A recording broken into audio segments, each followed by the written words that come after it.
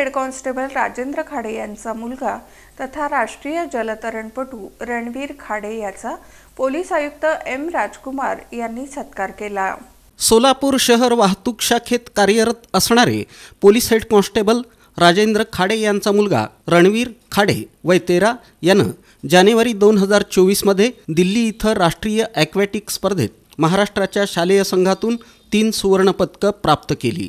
तसंच 7 जुलै ते 11 जुलै या दरम्यान इंदौर मध्य प्रदेश इथं 40वी ज्युनियर आणि 50वी ज्युनियर नॅशनल ॲक्वॅटिक चॅम्पियनशिप पार पडली। यामध्ये रणवीर खाडे यानं 3 सुवर्ण पदकं पटकावली। सब ज्युनियर गटातून 3 मीटर स्प्रिंग बोर्ड, हाय बोर्ड आणि 1 मीटर स्प्रिंग बोर्ड या तिन्ही प्रकारात त्यानं सुवर्ण पदक प्राप्त केलं। रणवीर खाडे यानं 3 सुवर्ण पदकं जिंकल्यानं महाराष्ट्राचा तो चॅम्पियनचा हकदार ठरलेला आहे। त्याला आंतरराष्ट्रीय दर्जाचे प्रशिक्षक श्रीकांत शेटे यांचं मार्गदर्शन लाभलं।